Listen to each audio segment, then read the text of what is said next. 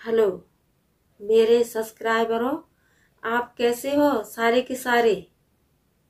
आपके लिए होली की सबके लिए होली की शुभकामनाएं, ढेर ढेर सारी शुभकामनाएं आप सबके लिए। और होली शुभ शुभ हो। आप सबके लिए होली शुभ शुभ हो। आप सब खुश रहोगे तो हम भी खुश हैं। जितने मेरे सब्सक्राइबर हैं और मेरे व्यूवर्स हैं, सबके लिए होली शुभ शुभ हो। होली की सबके लिए ढेर ढेर सारी शुभकामना है। हैप्पी होली। आप सबके लिए हैप्पी होली। शिव गुरु के चरणों पर प्रणाम करती हूँ, मेरा प्रणाम स्वीकार हो। मैया पार्वती के चरणों पर प्रणाम करती हूँ, मेरा प्रणाम स्वीकार हो। सभी देवी देवताओं के चरणों पर प्रणाम करती हूँ, मेरा प्रणाम स्वीकार हो। सभी माता पिताओं के चरणों पर प्रणाम करती हूँ। सभी गुरु बहन गुरु भाइयों को प्रणाम करती हूँ, मेरा प्रणाम स्वीकार हो। आइए, आप सबका कमलेश भक्ति चैनल पर स्वागत है। और देवों के देव महादेव की आधी चर्चा सुनने पे अपमान होता है, पूरी चर्चा सुनने पे, पूरी कथा सुनने पे सम्मान होता है। इसीलिए देवों के देव महादेव की पूरी चर्चा, पूरी कथा सुनना चाहिए। और भगवान का नाम लेने से, भगवान का नाम लेने से, लिखने से सब संकट, मुसीबत, कष्ट दूर होते हैं। और पूरी कथा सुनने से कथा के बारे में आप सबको मालूम पड़ता है, पता चलती है कि कथा में क्या बताया गया है। इसीलिए पूरी चर्चा सुनना चाहिए, पूरी कथा सुनना चाहिए। और मेरे चैनल को आप लाइक, शेयर, कमेंट, सब्सक्राइब कीजिए। अगर आप नए हो तो चैनल को जरूर सब्सक्राइब कीजिए और बगल में बने घंटी को प्रेस कीजिए। मैं आपको ये कथा सुनाने जा रही हूँ। आप सभी का स्वागत है। एक बुढ़िया माता थी, बुढ़िया माँ थी। तो उनके दो बेटा थे तो एक बेटा की उन्होंने शादी कर ली, एक बेटा की शादी कर ली और एक बेटा की शादी नहीं की थी। तो घर में जो बहू थी उसको और बुढ़िया माता बहुत दुखी रखती थी, बहुत परेशान करती थी। ऐसा नहीं करना चाहिए, क्यों कि वो भी किसी की बेटी है, आपकी बहू है, लेकिन किसी की वो बेटी है, वो भी तो बेटी है किसी की, आपके घर बहू बन के आई है, लेकिन वो भी बेटी है किसी की। लेकिन बुढ़िया माँ थी, उसको बहुत परेशानियां करती थी। वो बेचारी सवेरे से शाम तक घर का पूरा गृहस्थ का काम करती थी, घर का झाड़ू पोछा, कपड़ा, खाना, सारा काम करती थी। लेकिन बुढ़िया फिर भी बहू से और टाटा टाटा कुछ न कुछ बोलती रहती थी। और जब बहू खाना बनाती थी तो कहती थी कि बहू, तुमसे खाना बनाना नहीं आता है क्या? सब्जी में नमक ज्यादा डाल देती हो। और जब बहू सब्जी चावल बनाती थी, दाल चावल बनाती थी, तो बुढ़िया कहती थी कि बहू, तुमसे खाना बनाना नहीं आता है क्या? देखा ना, आज आपने कच्चे चावल छोड़ दिए, आज आपने कच्ची दाल छोड़ दी। इसी तरीके से कहने का मतलब था कि बुढ़िया थी, उससे बिल्कुल प्यार नहीं करती थी। दूसरा बेटा था, वो भी शादी योग्य हुआ तो उसकी भी शादी की। तो उस जो बहू बड़ी वाली थी वो अनपढ़ गंवार थी और एक गरीब घर की बेटी थी। और जो छोटी वाली थी वो पढ़ी लिखी थी और बढ़िया घर की थी, मानो बढ़िया घर की थी। तो जो शादी हुई तो शादी में उसको बहुत दहेज मिला, बहुत धन लेके आई।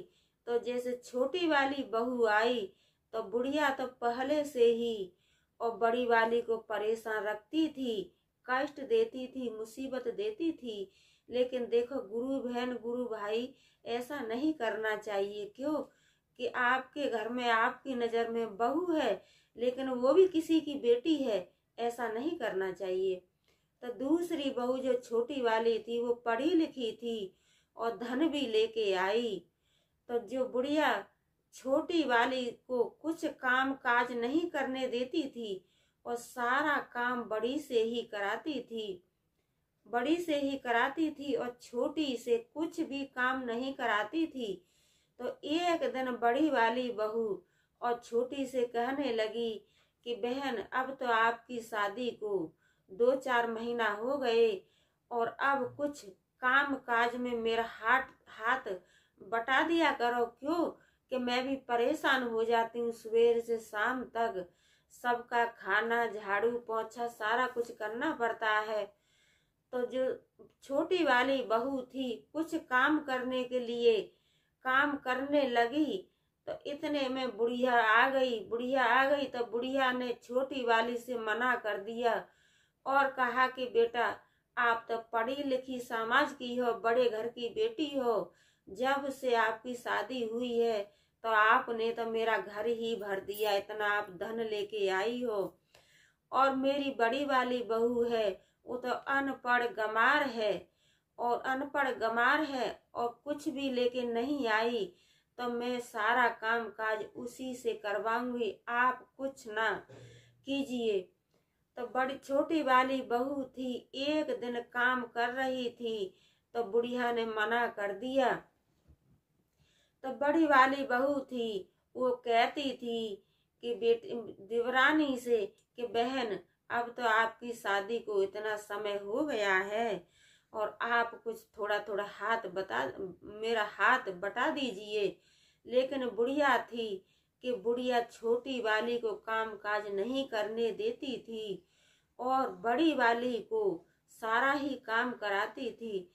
तो जो देवरानी थी वो दिमाग की बहुत तेज थी, उस सेकंड से पहले ही बात को समझ गई, इधर जेठानी की भी बात को समझ गई और इधर बुढ़िया की भी बात को समझ गई। तो वो सोचने लगी कि मैं बुढ़िया को तो तुरंत सेकंड से पहले पागल बना दूंगी और जेठानी को भी पागल बना दूंगी, मैं क्यों काम करूं। तो वो कुछ काम नहीं करती थी और बेचारी बड़ी वाली थी, उसको तो ये समझो कि एक उसको बहू, बुढ़िया थी बहू नहीं समझती थी, बुढ़िया तो बहू को एक नौकरानी का दर्जा देती थी। बेचारी खाना बनाती तो कहती थी, बहू तुमसे खाना बनाना नहीं आता है क्या, बहू तुमसे सब्जी बनाना नहीं आता है क्या। तो एक दिन गुस्से में और बड़ी वाली बहू बोल दी कि माताजी, अब आपके पास मैं अकेली बहू नहीं हूँ, अब आपके पास 2 बहू हैं, आपके लिए दोनों बहू बराबर हैं और दोनों से काम काज कराया करो, क्यों कि मैं सवेरे से शाम तक इतना काम करती हूँ और छोटी वाली को आप कुछ नहीं करने देती हो। आप धनवान की बेटी है तो इससे कोई मतलब नहीं है। इस घर में तो जितनी मैं हूँ, मैं आपकी बहू हूँ और वो भी आपकी बहू है, आपके घर में तो वो बहू बन के आई है। लेकिन बुढ़िया की कुछ समझ नहीं आया। होली का त्योहार आया, ये त्योहार आया तो बहुत काम बढ़ गया तो बेचारी बड़ी वाली के लिए और भी ज्यादा काम बढ़ गया, क्यों कि एक होली का त्योहार आ गया तो और भी ज्यादा उसके लिए काम बढ़ गया। बेचारी फिर भी काम करती रही, कुछ बोली नहीं, लेकिन उसको गुस्सा बहुत आता था। लेकिन बहू बड़ी वाली थी, वो बहुत सामाजिक थी, उसके अंदर संपूर्ण गुण थे, सारे उसके अंदर गुण थे, वो सारी बात समझती थी। लेकिन बुढ़िया बहुत खराब थी। तो क्या हुआ कि जैसे होली का त्योहार आया तो बड़ी वाली को उसको बहुत गुस्सा आया। बुढ़िया बोली तो बर्दाश्त नहीं हुआ, उसने क्या किया कि वो अपने माँ के घर जाने लगी। माँ के घर चली गई तो जो छोटी वाली थी तो उसको तो पहले से ही बुढ़िया ने सर पर बिठा रखा था। तो वो बड़ी वाली थी गुस्से में अपने माई के घर चली गई, और छोटी वाली थी वो 8 बजे से पहले सो के ना उठी, और उठ करके कहने लगी कि माताजी आपने चाय नाश्ता नहीं बनाया। और इतनी बातें सास ने सुनी तो सास को बहुत गुस्सा आया, बुढ़िया को बहुत गुस्सा आया, और अपने दिल ही दिल सोचने लगी कि इससे बढ़िया तो मेरी बड़ी वाली है। क्यों कि मैंने इससे एक पढ़ी लिखी के नाते मैंने इससे कुछ काम काज कुछ नहीं कराया, और मेरी बड़ी वाली अनपढ़ गमार है, लेकिन मेरा काम काज सारा घर का गृहस्थ का पूरा परिवार का खाना बनाती है, पूरे परिवार का काम करती है।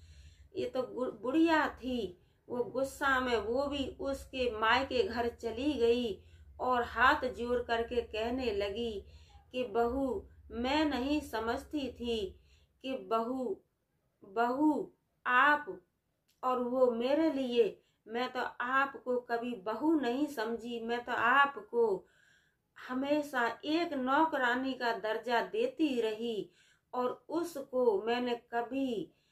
उसे कभी भी मैंने काम के लिए नहीं बोला, और आपसे ही सारा काम मैं कराती रही।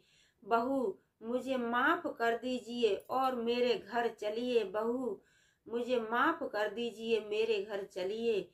तो जो बड़ी वाली बहू थी उसने सास को गले से लगा लिया और कहने लगी कि मम्मी आप इस चीज का टेंशन ना लो, मैं आपकी बहू हूँ, और मैंने जब से मेरा शादी हुआ मैंने आपका घर का काम काज सारा गृहस्थ मैंने। और सास से कहने लगी कि मम्मी मैंने आपका जब से आपके घर पे गई तो मैंने आपके घर का सारा गृहस्थ संभाला, मैंने आपको अपनी माँ से बढ़कर माँ समझा, और अपने देवर जेठों को अपने भाई बहनों से बढ़कर देवर जेठों को समझा, मैंने सबका मान सम्मान किया। पर लेकिन माताजी मुझे इस चीज का कोई टेंशन नहीं है, और आप मेरी सास हो और मैं आपकी बहू हूँ, मैं आपके जीवन भर और आपकी सेवा करूंगी। और जो छोटी वाली थी वो तो अलग हो गई, अपना उसने तो बोरिया बिस्तरा उठाया अपना अलग हो गई, और बड़ी वाली बहू उसके अंदर संपन्न गुण थे, वो तो सास ससुर की सेवा की लास्ट में उसको कोई चीज का कमी नहीं रहा। सास ससुर की सेवा की, सबकी सेवा की, और अपने घर आराम से अपने पति सास ससुर सहित रहने लगी। मेरी वीडियो को लाइक शेयर कमेंट सब्सक्राइब कीजिए, और रेड कलर का जो बटन है उसे जरूर दाब दीजिए, और लास्ट बाद में घंटी का निशान है उसे प्रेस कर दीजिए। और बोलो मैया पार्वती की जय, शंकर भगवान की जय, हर हर महादेव।